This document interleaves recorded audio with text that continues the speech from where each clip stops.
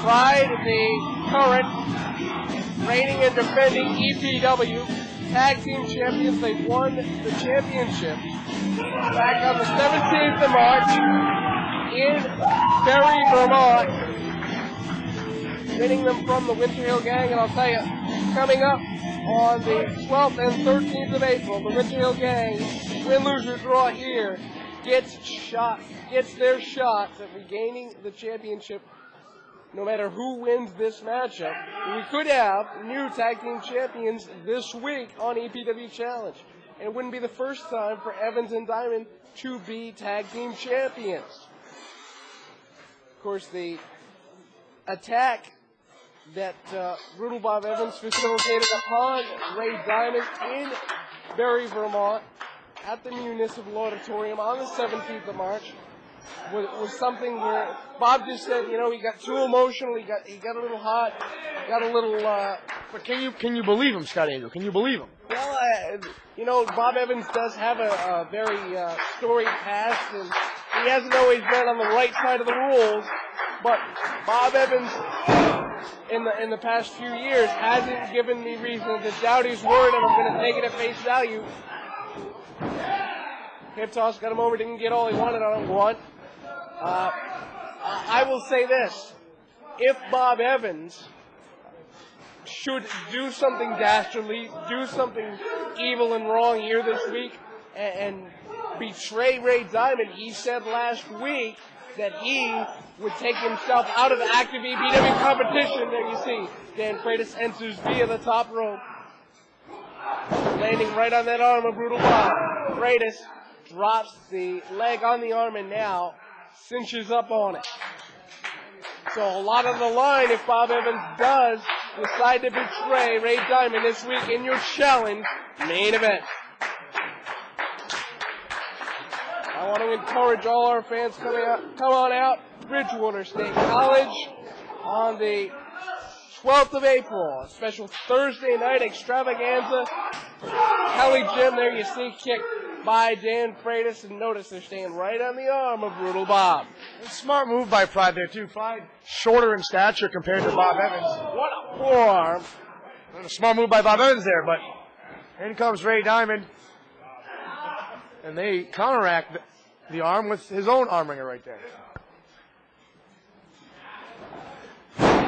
Deep arm drag by Diamond. Diamond cinches up on the arm, and now, you know, a little bit surprised. I'd assume that Bob Evans and Ray Diamond would use power and speed to beat Pride, but obviously they have different game plans. They're trying to keep Dan Freitas grounded with the armbar here, and in comes Bob Evans. And notice, Diamond and Evans cut off the ring and then double team, and now Evans using his own partner, 1-2 as a weapon. Surprising good teamwork here by the team of Brutal Burn. Drops the knee right into the center of the spine, and now Bob forcing Dan Freitas to carry his weight while cinching up on that reverse chin lock. The crowd somewhat split here, and I don't know that they know how to take Bob Evans. I assume that I will take him at his word that what happened in Barre a few weeks ago was just a momentary lapse in judgment. Irish whip and clothesline, and now Bob Evans uses his weight, and Dan Freitas really being dominated here. Bulldogging. 1-2. Looks like Freitas is getting worn down here. He's got to make a tag eventually. He's going to Diamond, I think, line up for a diamond cutter plus. No. Tilt-a-whirl DDT attempted instead. Tilt-a-whirl slam. What power by Dan Freitas, but now he's got to make a tag. And he does. Surprising Dan Freitas had that much wherewithal to do that, especially after his arm was being ripped apart by Evans and Ray Diamond there, was able to counter the flying head scissors and slam Ray Diamond right on his back. Backdrop suplex there. 1, 2. I want to encourage all our fans as well. April the 13th, come on out to Fan Appreciation Night, Plainfield Town Hall, Plainfield, Connecticut, where you make the main event as whoever wins between Sane and Lombardi the night before you will choose the challenger for the EPW Heavyweight Championship, and I mention that here because one of the 3 challengers available for you to choose from, Ray Diamond, who is in the ring and right now getting dominated by Pride, backcracker by Brian News. And Pride knows what to do here, as you can see. And Bob Evans comes in and makes a save, and he's getting a little frustrated there that his tag partner is getting beat up in the corner there. Ray Diamond, after the counter to the flying head scissors with the slam, it looks like Dan Freitas and Brian Nunes are really working on the upper back region of Ray Diamond. And Ray leaps to try and make the tag, instead drives Ray into the corner, does Brian Nunes, and now tag off to Dan Freitas. Got to wonder if he's been out of the ring long enough to fully regain his breath and regain his bearing. This is why tag, one of the most decorated teams in EPW. Wow.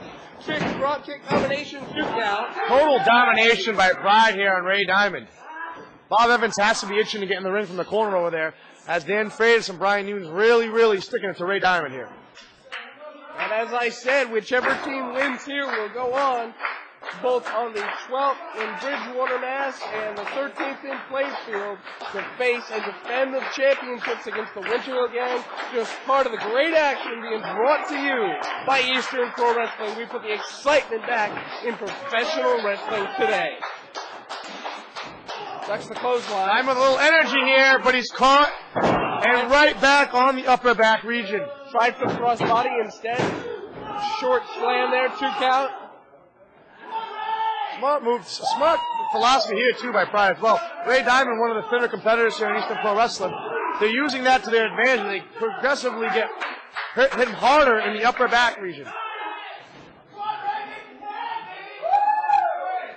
And now, once again, slips the body slam, slips behind, kicks him right in the left ear.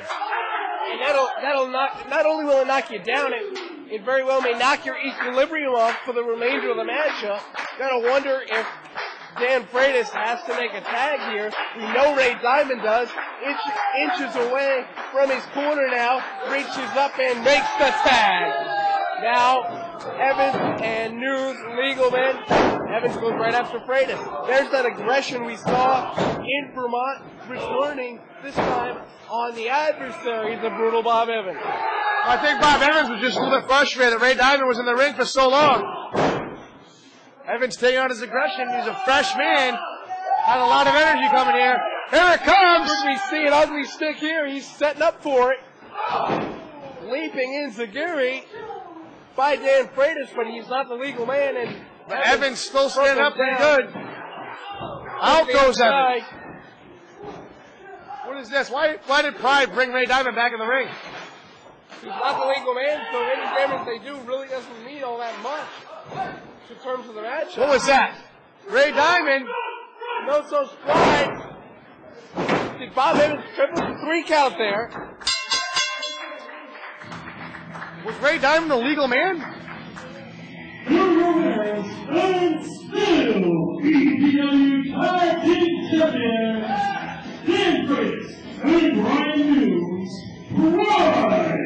I don't know if Bob Evans tripped him. I think when Brutal Bob was trying to get into the ring, I think he accidentally either clipped Ray Diamond's boots, or Ray Diamond just slipped on the apron. Hard to tell. Let's go back to the replay. There you see. There's the contact. That's really inconclusive, BK. But Pride, still your tag team champions this week on EPW Challenge. And for Ricky Vasquez, for BK Jordan, I'm Scott Angel. We are approaching the time when we're going to be out of time, but now still problems between Ray Diamond just blasted brutal Bob Evans, and the aggression boiling over. Wait, does Ray Diamond now? What's the aggression from Ray Diamond there? Oh, I've never seen that level of aggression from him. I guess that Ray Diamond has to believe that Bob Evans did trip him on the outside. And Bob Evans, I don't know if the fans at home can hear him, but Bob Evans is yelling at Diamond. It was an accident.